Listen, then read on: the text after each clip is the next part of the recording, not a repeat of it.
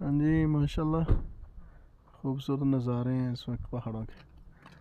इस वक्त गाड़ी थोड़ी सी गर्म हो गई, यहाँ पे रोकी उमर भाई। अभी मस्जिद में जा रहे हैं ज़ोहर की नमाज़ पढ़ने। ये पहाड़ों के ऊपर मस्जिद है और आज नज़ारे हो रहे हैं पहाड़ों के माशाल्लाह। और हम वहाँ से नीचे से हम आए, वो उधर से। तो 2-3 दफ़ा ऊपर चढ़े हैं पहाड़ियों के, फुल ऊपर, फिर अब नीचे। आगे हमने वादी है जबल शम्स जाना।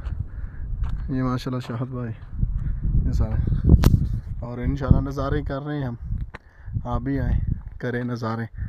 ये हम आए हैं वादी जबल शम्स। तो इधर का व्यू बहुत ज़बरदस्त